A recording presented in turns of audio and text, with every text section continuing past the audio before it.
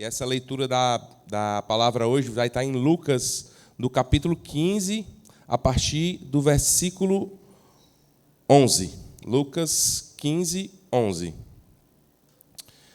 Jesus continuou: o homem tinha 2 filhos. O mais novo disse ao seu pai: Pai, quero a minha parte da herança. Assim, ele repartiu sua propriedade entre eles. Não muito tempo depois, o filho mais novo reuniu tudo que tinha e foi para uma região distante, e lá desperdiçou os seus bens, vivendo irresponsavelmente. Depois de ter gasto tudo, houve uma grande fome em toda aquela região, e ele começou a passar necessidade. Por isso, foi empregar-se com um dos cidadãos daquela região, que o mandou para o seu campo a fim de cuidar dos porcos. Ele desejava encher o estômago com as vargens de alfarrobeira que os porcos comiam, mas ninguém lhe dava nada. Caindo em si, ele disse: Quantos empregados de meu pai têm comida de sobra, e eu aqui morrendo de fome? Eu me porei a caminho e voltarei para o meu pai e lhe direi: Pai, pequei contra o céu e contra ti. Não sou mais digno de ser chamado teu filho. Trata-me como um dos teus empregados. A seguir, levantou-se e foi para o seu pai. Estando ainda longe, seu pai o viu e, cheio de compaixão, correu para o seu filho e o abraçou e beijou. O filho lhe disse: Pai, pequei contra o céu e contra ti. Não sou mais digno de ser chamado teu filho. Mas o pai disse aos seus servos: Depressa, tragam a melhor roupa e vistam nele. Coloquem um anel em seu dedo e calçado nos pés. Tragam um novilho gordo e matem-no. Vamos fazer uma festa e alegrar-nos, pois este meu filho estava morto e voltou à vida. Estava perdido e foi achado. E começaram a festejar o seu regresso. Enquanto isso, o filho mais velho estava no campo. Quando se aproximou da casa, ouviu a música e a dança. Então chamou um dos servos e perguntou-lhes o que estava acontecendo. Este lhe respondeu: Seu irmão voltou, e seu pai matou o novilho gordo, porque recebeu de volta são e salvo. O filho mais velho encheu-se de ira e não quis entrar. Então seu pai saiu e insistiu com ele. Mas ele respondeu ao seu pai: Olha, todos esses anos tenho trabalhado como escravo ao teu serviço e nunca desobedeci às tuas ordens. Mas tu nunca me deste um cabrito para eu festejar com os meus amigos. Mas quando volta para casa esse teu filho, que esbanjou teus bens com as prostitutas, matas o novilho gordo para ele. Disse o pai: Meu filho, você está sempre comigo e tudo que eu tenho é seu. Mas nós tínhamos que celebrar a volta deste seu irmão e alegrar-nos, porque ele estava morto e voltou à vida, estava perdido e foi achado. Glória a Deus, gente. É uma passagem, talvez eu pudesse dizer, um pouco batida, né? Quantos e quantos de nós já tivemos a oportunidade de escutar essa palavra sobre o retorno arrependido do filho, né? O filho mais novo e o filho mais velho que não aceitou aquele retorno do filho mais novo, né? Indignado, como a gente leu aqui. Mas eu queria hoje, diante até do nome da nossa série, né? Tudo a ver com ele. Eu queria que hoje a gente pudesse olhar para essa parábola de um prisma um pouco diferente. Alguns vão se repetir e, sendo reafirmados, ainda que repetidos, da palavra de Deus sempre sairá poder. Então, se você já escutou alguma parte dessa parábola, permanece atento, não se distrai, porque eu tenho certeza, essa palavra é viva e ela vai falar com você talvez de uma forma que você nunca tenha sentido o Senhor falar contigo hoje. Porque foi assim comigo. Tenho quase mais de 10 anos de convertido e quantas vezes escutei esse texto. Mas como é bom revisitar e as lágrimas e sentir realmente o Senhor falar de formas diferentes a cada vez que eu leio. Então, gente, antes da gente chegar nesse momento em que Jesus chega e fala isso, lembrando que ele estava falando isso para os fariseus, eu queria colocar aqui o contexto dessa parábola, né? Jesus, naquele momento, ele estava sendo criticado porque ele estava comendo com pecadores. E é incrível porque, antes da gente começar aqui, eu queria deixar aqui um adendo, como Cristo era uma pessoa intencional, né? Ele não se distraía. Talvez para nós, quando a gente lesse assim, Jesus estava lá comendo com os pecadores, a gente achava que pudéssemos achar que o Senhor tivesse num momento de lazer, que não seria nada criminoso ele descansar. Mas na verdade, quando a gente começa a entender a parábola que o Senhor nos traz, a gente entende que ali o Senhor Jesus ele estava numa missão. Ele estava numa missão de repatriação daqueles pecadores ao qual eles estavam sentados. O Senhor ele é intencional ao ponto de não se distrair. Essa palavra distração foi um ponto que nós conversamos no Hangout, no último Somos, né, no último evento organizado pela Rede Somos. E aí fica o convite, porque o Senhor sempre tem nos entregado coisas maravilhosas quando a gente se reúne ali, sob a liderança ali do Bruno e da Deise. E como foi bom a gente conversar sobre distrações, que nem sempre serão pecados, muitas vezes serão coisas lícitas, mas a licitude ela também é capaz de nos tirar do foco e nos tirar daquilo que o Senhor quer para a nossa vida. Então, gente, voltando, o Senhor estava lá comendo com os pecadores, e aí os fariseus passam e falam assim: olha como pode esse homem aí comendo e confraternizando aí com esses pecadores, né? E aí Jesus olha para aquela situação e ele diz que vai contar uma parábola, sendo que essa parábola ela é uma trilogia, né?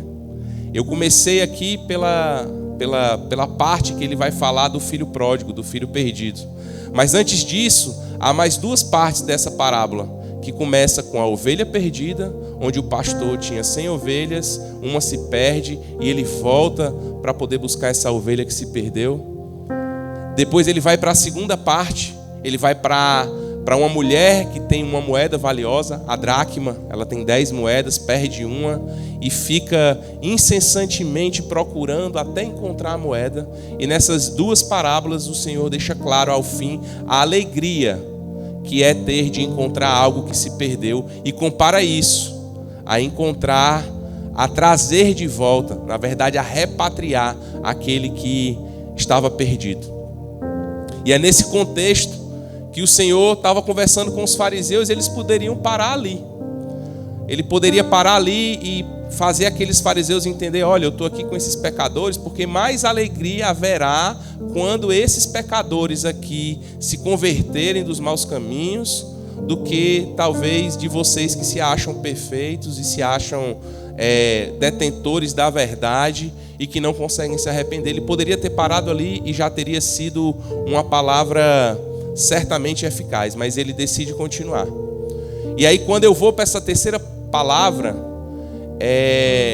essa terceira parte dessa parábola, não tem como não focar naqueles que estavam perdidos, no que se perdeu fora, no que decidiu sair de casa. É impossível não focar naquele que dentro se revoltou com o retorno do irmão. Mas dessa vez o Senhor me fez olhar para o Pai. Nós temos aqui, antes de falar do Pai, nós temos aqui dois filhos. O filho mais novo foi aquele que perdeu a parte da herança dele e decidiu viver a própria vida. Ele decidiu sair de casa, sair da presença do pai, sair da família. E nesse gesto, consciente ou inconscientemente, ele mata o pai. Como eu vou pedir uma herança, a qual só seria me dada quando o detentor do bem morrer, como é que eu peço essa herança antes da morte dele? Em outras palavras, eu estou dizendo que meu pai morreu para mim, porque eu já estou querendo aquilo que eu receberia somente na morte dele. Ele mata o pai, rejeita o amor do pai, o zelo, a confiança, a segurança para viver a sua liberdade. Liberdade hoje, que é uma palavra tão falada, mas infelizmente compreendida fora das Escrituras, nós acabamos enxergando que esse modelo do filho mais novo não está tão distante dos nossos dias atuais. Quem sabe alguns de nós acabou passando por esse processo ou conhece alguém que passa por isso. Esse filho, ele queria viver aquilo que o fazia se sentir bem, tendo satisfação pessoal a qualquer custo. E essas frases eu sei que também não são novidade na nossa geração. Eu faço uma ressalva aqui, e ela já é sabida por muitos. Em Gálatas 5:1, a palavra diz: foi para a liberdade que Cristo nos libertou. Mas a liberdade que o mundo prega, obviamente não é a mesma a qual o Senhor nos chamou quando morreu ali na cruz do Calvário. Essa liberdade que esse filho quis viver, ele sustenta que as pessoas devem ser livres e perseguir seus próprios conhecimentos e buscar a sua autorrealização, independentemente de costumes e das convenções, independente daquilo que foi passado de pai para filho, independente da tradição. Segundo esse ponto de vista, o mundo seria um lugar bem melhor se a tradição, se a autoridade hierárquica e as outras barreiras de liberdade pessoal fossem diminuídas ou removidas. É essa liberdade que esse filho quis viver. Então ele foi viver a liberdade tão sonhada e planejada. Ele foi, gastou tudo que tinha: farras, prostituição, bebedeira, aquilo que o pecado podia oferecer, ele comprou, ele pagou. Mas um dia a escassez chegou na vida daquele filho. E a sua fonte de alegria, que era o dinheiro, tinha cessado. O seu dinheiro acaba e as vontades que ele alimentava com tanta veemência, ele não conseguia mais alimentar. A tal ponto que ele não conseguiria alimentar mais nem o próprio corpo. Faltou comida para comer, faltou dinheiro para comprar comida, e ele decide se empregar num dos cidadãos lá da cidade que manda ele trabalhar com os porcos. E aqui é uma coisa pequena, mas que para mim chamou a atenção. E fala que ele desejou a comida dos porcos, o que já é chocante. E eu acho que um outro ponto é quando a palavra diz que ninguém deu nada a ele. Ou seja, até a comida dos porcos foi negada a esse homem. E aqui, gente, onde imperou a fartura, mulheres, bebidas, todo tipo de desejo desvairado do coração humano. Hoje, onde antes imperou a liberdade, agora é a escassez que faz a morada. Ele não tinha mais liberdade nem para comer. As portas verdadeiramente se fecharam para ele.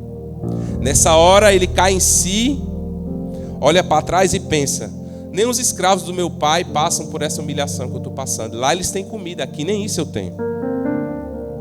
E aí é no meio desse sofrimento que o Senhor faz brotar vida e esperança no coração daquele filho. Em Deuteronômio 2:8, ele vai dizer que o deserto é a escola do Senhor. Vai dizer assim, ó: lembrem-se de como o Senhor guiou vocês por todo o caminho através do deserto durante 40 anos, para humilhá-los e prová-los, a fim de saber o que estava no coração de vocês. O Senhor tinha promessa, Deus tinha promessa para esse filho, com certeza. Esse deserto que ele estava passando, obviamente, não era para que ele sucumbisse ali, mas era para mostrar para ele onde ele estava e onde ele está agora. Era para mostrar para ele a efemeridade daquilo que passava pelas mãos dele, do dinheiro, dos desejos do coração que ele tinha, e que naquele momento ele percebeu que não era suficiente para garantir a alegria que ele pensou que teria quando saísse de casa. Aqui esse filho, no momento da dor e do sofrimento, ele quebra o orgulho. Ele se posiciona e humildemente ele traça o caminho de volta. E aí ele vai chegar e vai dizer assim, ele até ensaia antes, né? Olha, eu vou dizer para o meu pai que eu pequei contra ele, pequei contra os céus, porque não honrei meu pai. E vou decidir voltar para ser tratado pelo menos como escravo, porque a fome eu não tô conseguindo suportar o que eu estou passando aqui agora. E aí no caminho de volta, o caráter do pai começa a aparecer, né? Porque a palavra diz que quando ele estava longe, o pai viu e correu. E quando eu leio essa palavra, a sensação que eu tenho, a palavra não diz há quanto tempo ele ficou distante. Mas quando ele fala isso, a sensação que eu tenho era que o pai estava a todo instante olhando lá para o horizonte, dizendo assim, ele vai voltar. A casa dele é aqui. O canto da mesa dele está aqui, ó, guardado. A comida dele está aqui. Ele não era para ter saído, ele saiu, mas ele vai voltar. Ninguém fica o dia todo, gente, olhando para o horizonte sem saber que alguma coisa virá. Mas esse pai ficou. Esse pai, ele se posicionou. E quando o filho dele estava vindo, ele não aguentou.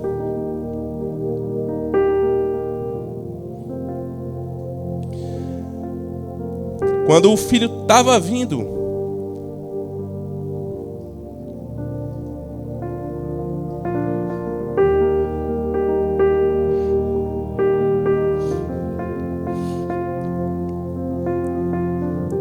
a compaixão dele foi maior.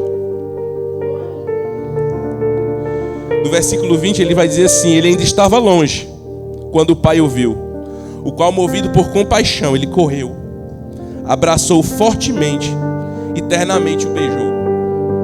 O filho lhe disse: pai, eu pequei contra o céu e contra ti. Eu não sou mais digno de ser teu filho.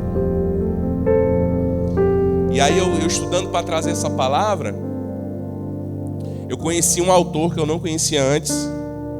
Era o Timothy Keller, não sei quem conhece. E ele escreveu um livro chamado O Deus Pródigo. E nunca tinha passado pela minha cabeça a ideia que ele trouxe no livro dele. E ele diz ali: o verdadeiro pródigo não era o filho. O verdadeiro pródigo ali era o pai. Porque o que é ser pródigo? Pródigo é esbanjar, se você pegar no dicionário. E enquanto alguns vão focar naquilo que o filho mais novo esbanjou, com farra, com prostitutas, com bebida, com festas,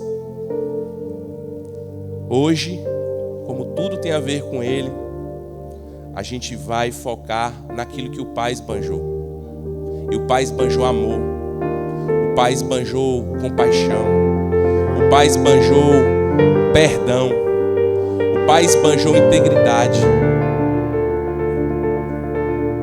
O pai esbanjou um amor extravagante que não poupou esforços e nem recursos para abençoar os filhos dele. Ele esbanjou amor incondicional, graça e dignidade ao receber o filho rebelde. Mesmo quando isso poderia parecer irresponsável ou injusto aos olhos daqueles que estavam vendo aquela situação. Houve uma acolhida incondicional. O pai corre para o encontro do filho antes mesmo de ouvir um pedido de desculpas, cobrindo com beijos e devolvendo a sua dignidade. O pai esbanjou na festa do perdão, porque quando ele manda matar o novilho, não era qualquer novilho. Há um artigo definido ali, é o novilho. Provavelmente aquela festa foi a maior festa que aquele pai talvez já deu naquelas terras. E provavelmente aquele novilho talvez estivesse lá, separado para uma boa circunstância. E esse pai encontrou. Então quando ele chega para os empregados, ele diz assim: pega um novilho gordo ali. Não, ele disse: ó, pega o novilho gordo aquele lá. E ele esbanjou na festa do perdão do filho. Fez um banquete e celebrou o retorno do filho que estava perdido. Ele não perguntou o que houve, onde é que estava o dinheiro, o que motivou o retorno, o que o filho havia feito durante o seu distanciamento e o que motivava do nada esse filho ter voltado. Ele só amou. E aqui eu passei por uma circunstância na minha vida, eu sempre falo isso para minha mãe, para minha esposa, né? Como é que esse filho não deve ter se sentido? Porque eu passei por algo pequeno que eu acredito que para mim surgiu talvez um sentimento parecido. Eu lembro de uma vez, eu assim, tinha tirado minha carteira há pouco tempo, nem lembro mais como foi, mas eu sei que eu bati o carro. E aí, a minha família sem condições, os meus pais tinham comprado o meu primeiro carro com muito sacrifício, e eu bati o carro e eu disse: Senhor, e agora? Como vai ser, né? Eu disse: vou ligar para os meus pais, não tenho dinheiro, né? Sou estudante ainda, não tenho como resolver. E aí, quando eu ligo para o meu pai, ali, numa frase, o meu pai mostra o quanto eu sou amado e o que o meu lugar no coração dele independe de qualquer coisa. Ele não atendeu o telefone dizendo: meu filho, como foi isso? O que foi que você fez? Meu Deus, você... Ele podia perguntar, né? Eu não bebo, mas você bebeu, você está embriagado, o que foi? E ele fez uma pergunta, gente, que mudou tudo. Quando eu terminei de falar, ele: filho, você está bem? Pronto. Ali eu entendi que para o meu pai, eu era mais importante que o carro, eu era mais importante que o dinheiro, que o problema que ele ia ter para pagar o carro do outro, o prejuízo de onde quer que eu tivesse batido. E eu fico imaginando o sentimento desse filho, tendo feito tudo que fez. Que amor constrangedor. Essa corrida e esse beijo, gente. Eu desafio vocês a escreverem um texto que vocês diriam para esse filho talvez como eu vou colocar aqui, fazer um texto aqui para eu brigar aqui com meu filho, para eu passar na cara dele o que foi que aconteceu. Eu desafio vocês a escreverem um texto que seja mais efetivo do que a atitude desse pai em constranger esse filho que fez o que fez. E ao chegar no longe, ele foi recebido com uma corrida do pai, com um beijo, com um abraço, e sem perguntar nada do que aconteceu. Não que não fosse importante, mas é porque a vida daquele filho, o retorno daquele filho era mais importante do que qualquer coisa. Ele esbanjou amor, caráter, integridade, perdão. Foi isso que esse pai pródigo esbanjou. E aí, gente, na maioria das vezes em que eu escuto uma pregação sobre essa parábola, geralmente acaba aí, né? Porém, a história não acaba aqui. Na segunda parte, que é aquela em que tem o filho mais velho, alguns teólogos vão dizer, inclusive, que ela é o clímax dessa história. Porque nesse momento, o Senhor Jesus está direcionando a história para aqueles que estavam criticando. Essa segunda parte da história é para aqueles fariseus que estavam ali recriminando o Senhor Jesus por estar sentado com pecadores. E aí vem o filho mais velho. Esse filho que só aparece no final, ele tem uma característica muito interessante. E talvez essa característica ela seja bem presente no meio da nossa igreja. E quando eu falo nossa igreja, eu não falo só Casa Viva, mas eu digo, infelizmente, no meio da igreja de Jesus. É a moralidade. Enquanto naquele filho a palavra que o definia era liberdade, nesse filho, talvez uma palavra que o definisse melhor nesse contexto seja a moralidade. E não parece ter um contexto ruim a moralidade, a obediência. O problema é a razão pelo qual aquele filho exercia a moralidade e a obediência dele. Essa moralidade toda que esse filho mais velho tinha, de bater no peito e dizer: eu nunca te desobedeci, eu trabalhei todos os dias aqui com o Senhor, e o Senhor nunca matou nada, o Senhor nunca me deu nada para que eu pudesse comemorar com ninguém aqui. Essa moralidade era simplesmente para barganhar com aquilo que o pai poderia oferecer. Ele não tinha a intenção de honrar o pai. Nesse filho, no filho mais velho, a sua moralidade faz ele se esvaziar da sua compaixão e incender a sua ira. A palavra diz que ele ficou irado quando soube da festa que o pai estava dando para o irmão.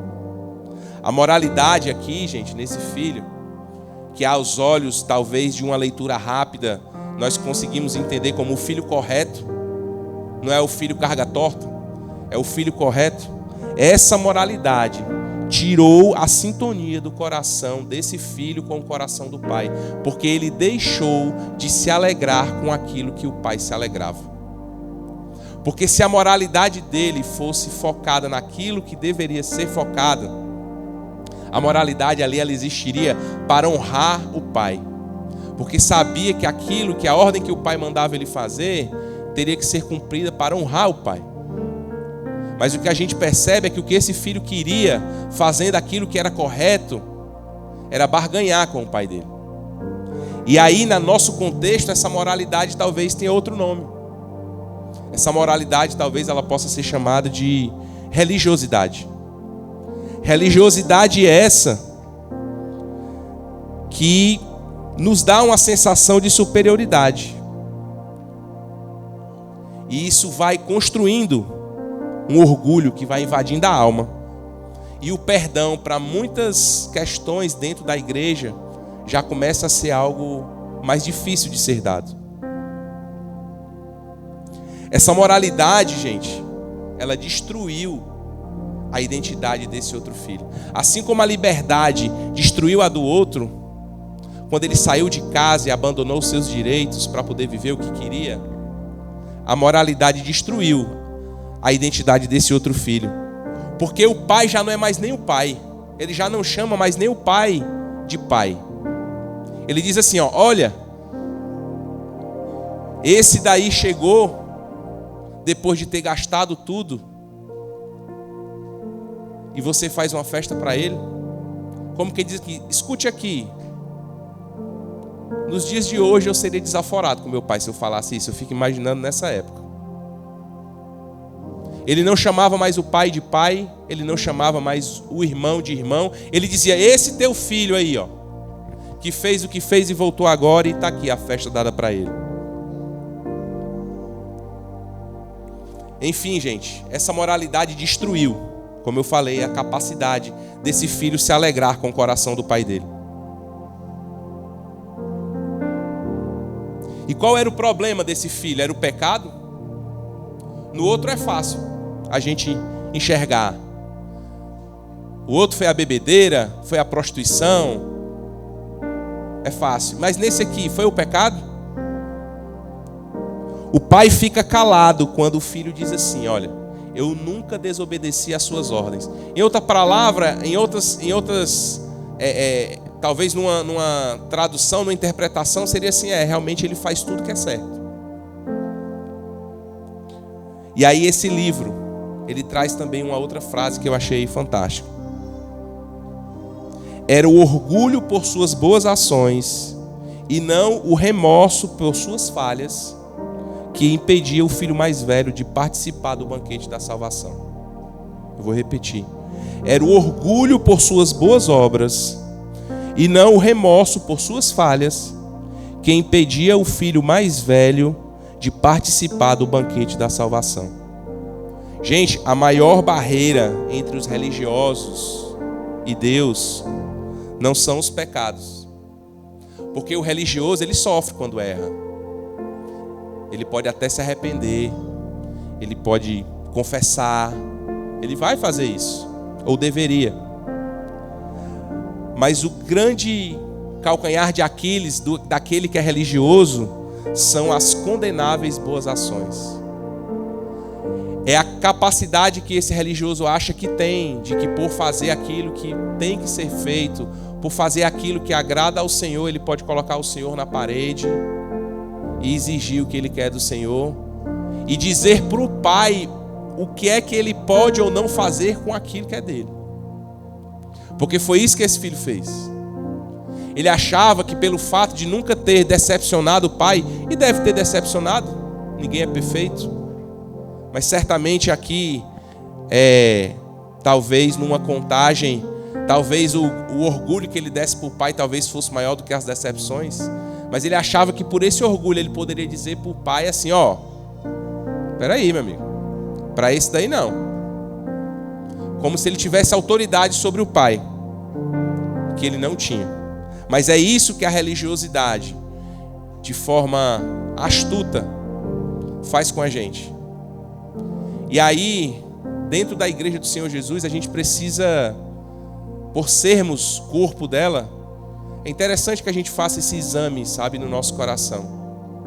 Tudo aquilo que eu sirvo, tudo aquilo que eu entrego para o Senhor, na casa dele, no meu trabalho, tudo aquilo que eu tenho feito até mesmo nos meus devocionais, nos meus momentos de oração, nos meus momentos de jejum, é para quem?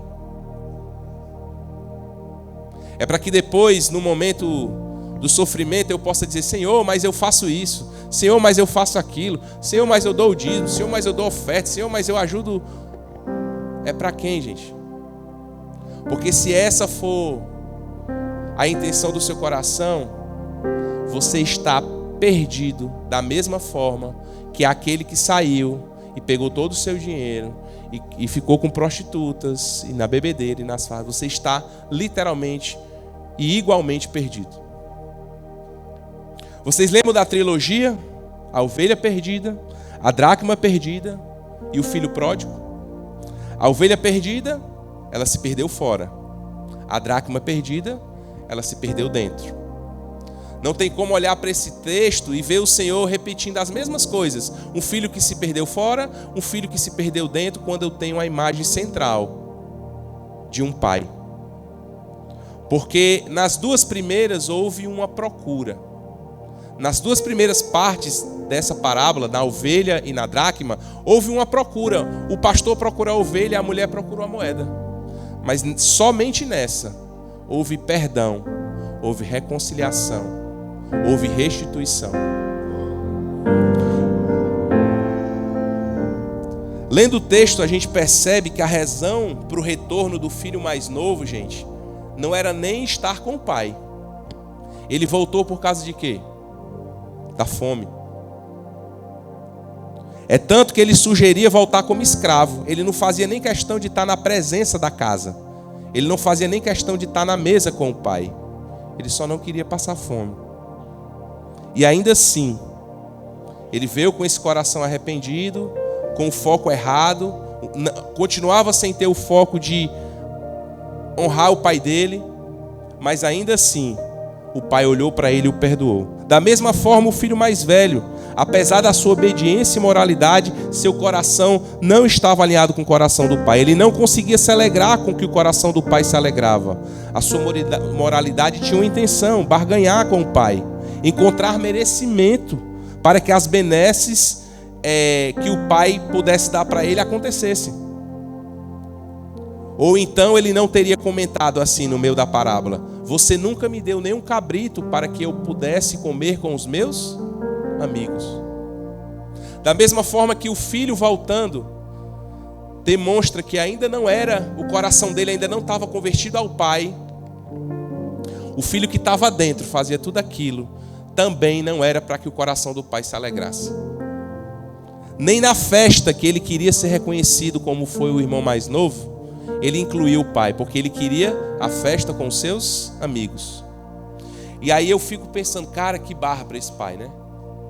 Ter que correr atrás e perdoar um filho que se revoltou, ter que se humilhar para o outro filho para poder entrar numa festa que ele fez, sabendo que o coração de nenhum dos dois ainda não estava convertido a ele, sabendo que ali ele era mero instrumento para os dois filhos.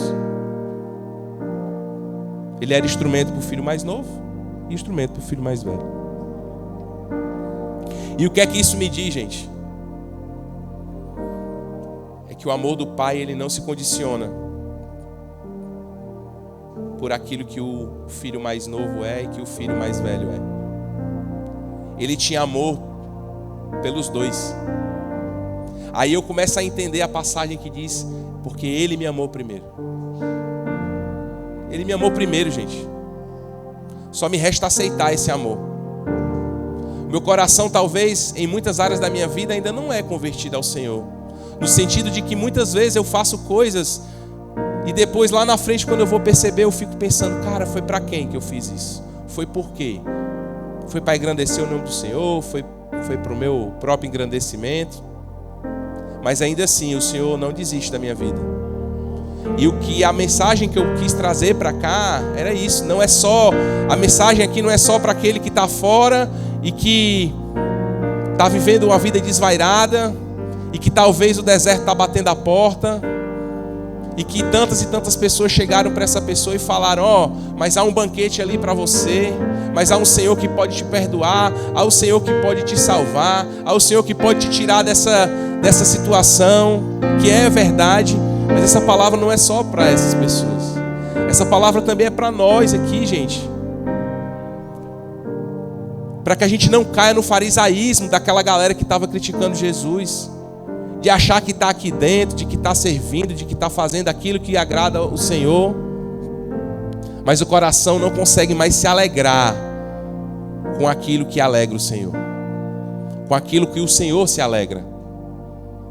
Porque de que adianta eu vim para cá, eu vim servir e na minha casa eu não consegui amar a minha esposa?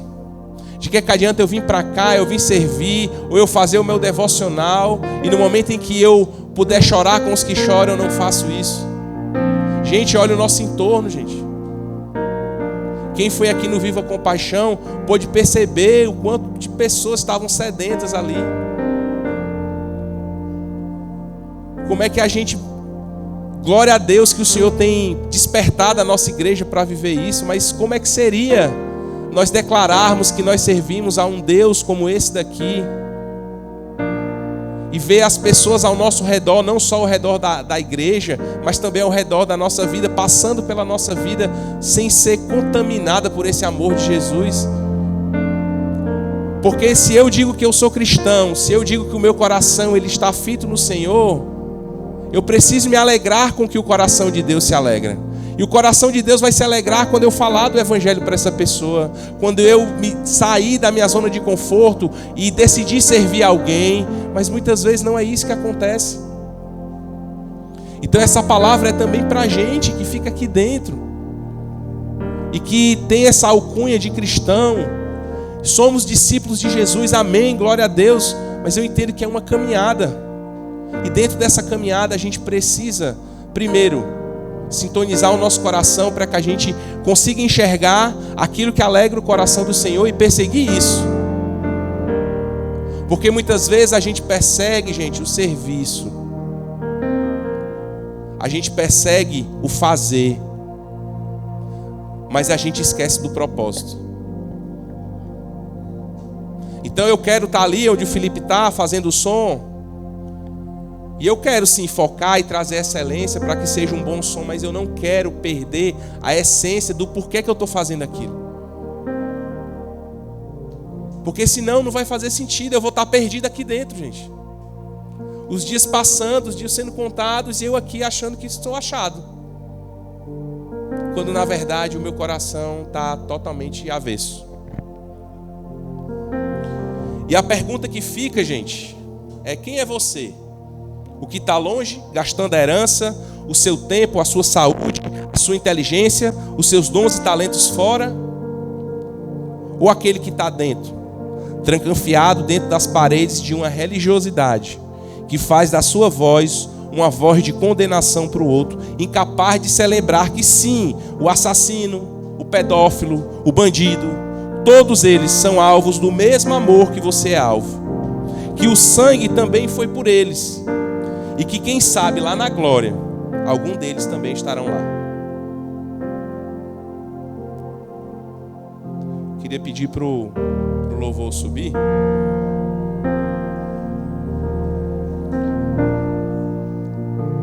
E eu queria começar, gente, um momento de reflexão aqui, sabe, com vocês. Exatamente sobre aquilo que eu estou falando, né? Sobre como está alinhado o nosso coração.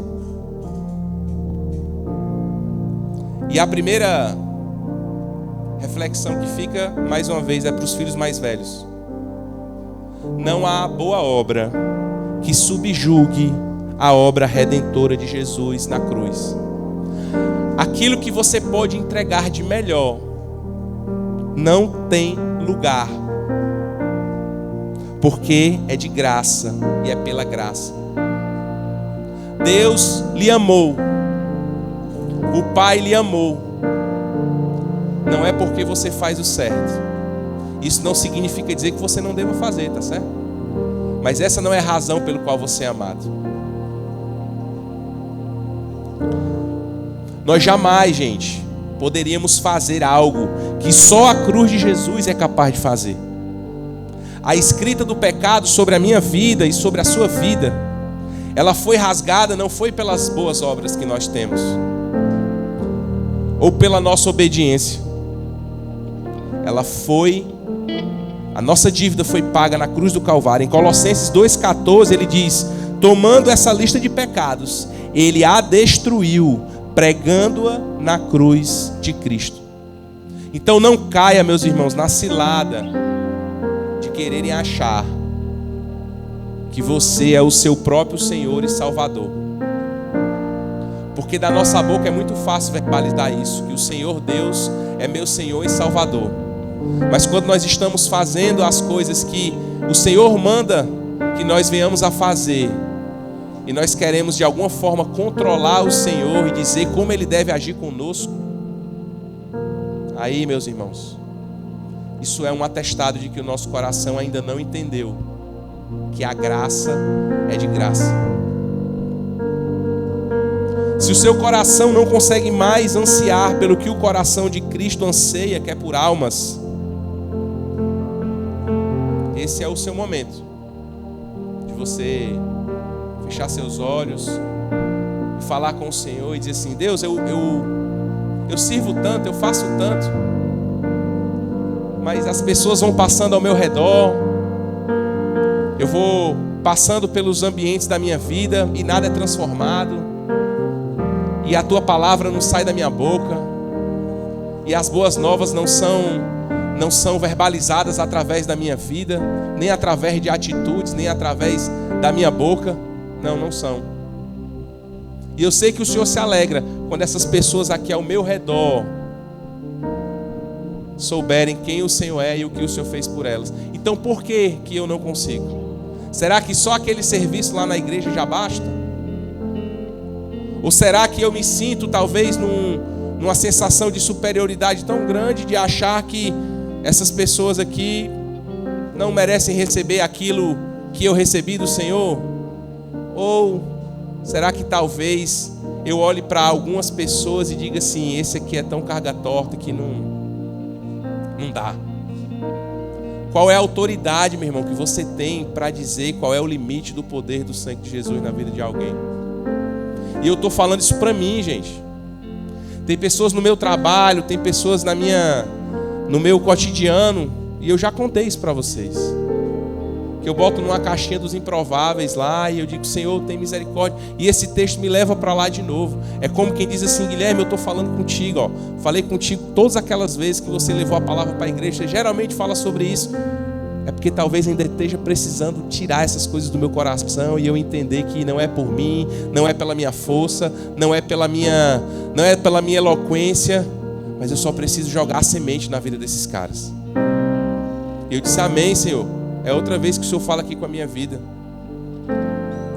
Porque mais do que o som que eu fico ali me dedicando, mais que a organização de um evento, mais do que tudo isso, a palavra de Deus vai dizer que nenhuma festa é igual à festa que é feita quando um pecador se converte.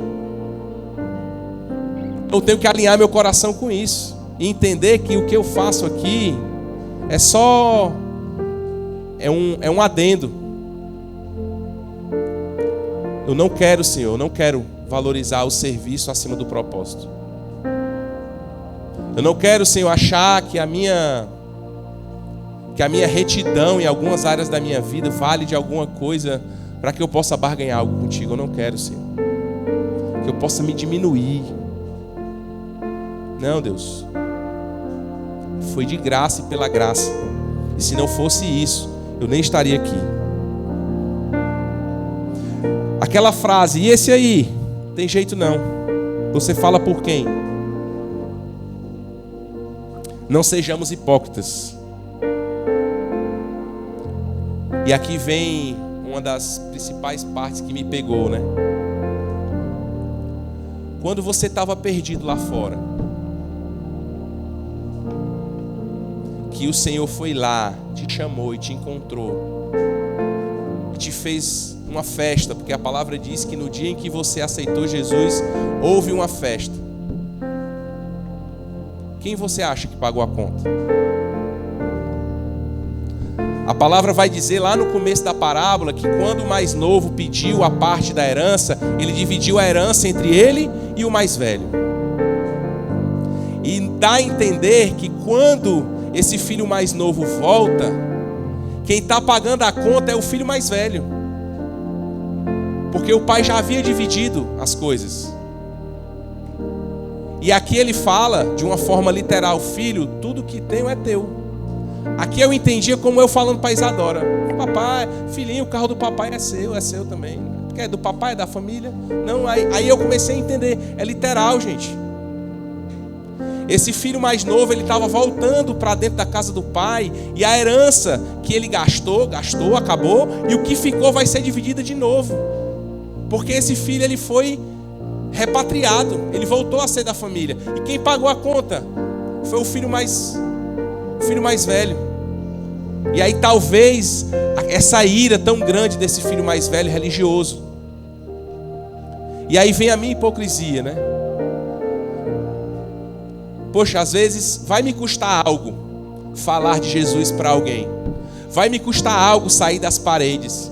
Vai me custar algo sair da minha zona de conforto e fazer aquilo que o coração do meu Deus anseia. Há uma conta a se pagar nesse sentido, né? Não na conta da salvação, mas há um posicionamento que eu preciso tomar, e esse posicionamento custa, gente. Que tipo de irmão mais velho nós estamos sendo? Porque foi tão bom, no dia da minha conversão, saber que houve uma festa no céu e que essa festa foi paga pelo meu irmão mais velho. E ele pagou com sangue, ele pagou com dor. Em Isaías 53:7 ele vai dizer: ele foi maltratado e humilhado, mas não disse uma única palavra. Ele foi levado como um cordeiro vai para o matadouro, como a ovelha fica muda diante de quem corta sua lã, ele não abriu a sua boca. Esse foi o meu irmão mais velho, pagando a minha conta, sem eu merecer, pagando a minha conta quando eu estava distante. E o legal é que no final da parábola, gente, o Senhor não diz se o filho mais velho entra ou não entra na festa. Aqui é igual você decide, entregando a idade aí do pessoal, né? Ele jogou a bola para os fariseus. E aí, vão entrar na festa ou vão ficar aí reclamando que eu estou aqui falando aqui com os pecadores? Os pecadores eram o irmão mais novo, e os fariseus eram os irmãos mais velhos, achando ruim os pecadores estarem entrando no aprisco deles. Gente, ainda tem muita festa no céu para acontecer. O Viva Compaixão foi uma prova disso, Deus nos mostrando. Ali foi uma prova daquilo que o Senhor tem para fazer através da nossa vida, do nosso entorno. Está chegando aí, gente, o dia do amigo. São pessoas ao nosso redor que o coração do Senhor anseia por eles. E o que é que a gente vai fazer? Vai continuar deixando essa galera passar pela nossa vida? A gente vai continuar vindo para a igreja? Vai continuar servindo? Vai continuar tocando? Vai continuar limpando? Fazendo o que for? Vai continuar sendo reto? Com retidão? Pagando suas contas em dia? Amando sua esposa? Honrando seus pais? Vai, amém, meu irmão? Glória a Deus. Mas há uma sintonia no coração do Pai que Ele está esperando você sintonizar. Que o nosso coração venha a arder por almas. Então use esse dia do amigo para mostrar para você mesmo: Senhor, eu sou o filho mais velho aqui dessa parábola, mas eu, diferente desse filho mais velho, eu vou me mexer. Em vez de eu ficar aqui no meu canto reclamando quando o meu irmão chegar e a festa que está sendo dada para ele, eu é que vou lá chamar o meu irmão mais novo e dizer assim: meu irmão, venha para cá, porque tem mesa para você, tem um local para você, um local que você nunca devia ter saído, um local onde você foi criado para estar lá. É esse tipo de irmão mais velho que eu quero ser, e é esse tipo de filho, é esse tipo de honra que eu quero dar para o meu pai. E por fim, gente, eu não sei quantos aqui não conhecem o Senhor Jesus como o único e suficiente Salvador, mas eu não poderia também deixar de passar uma palavra dessa, onde o amor de Deus é jorrado nos nossos olhos, no nosso coração, sem fazer esse apelo.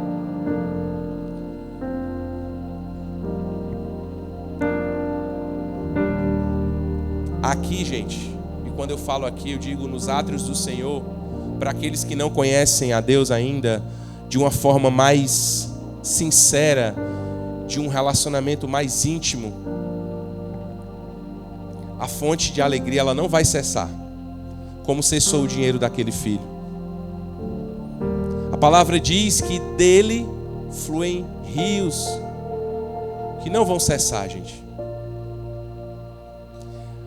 Essa palavra não é prometendo que você vai ter uma vida fácil, não é prometendo que você não terá deserto, porque eu já citei a própria palavra de Deus dizendo que o deserto é um instrumento de Deus para a nossa santificação, para a nossa maturidade.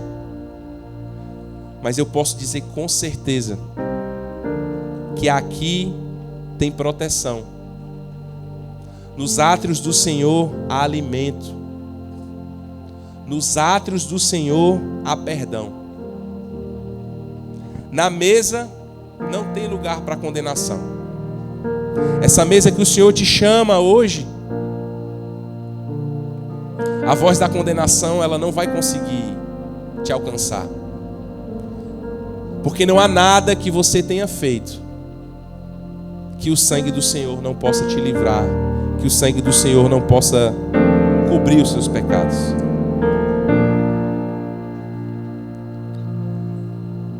O que aquele pai fez com aquele filho é o que ele quer fazer com você hoje. Sabe o que foi que ele fez? De forma mais detalhada, que a gente não citou aqui ainda, além dos beijos, além da corrida e da compaixão, ele disse assim: pega uma túnica, a melhor roupa da casa para dar para ele. Pega um anel e pega uma sandália. Sabe o que é que o pai estava fazendo com aquele filho quando ele fez isso? Ele estava restaurando completamente a dignidade, a autoridade e a filiação daquele filho. Ele estava mudando a referência de escravo, porque o filho queria se tornar escravo para poder comer. E ele está dizendo: meu filho, você não é escravo, você é meu filho.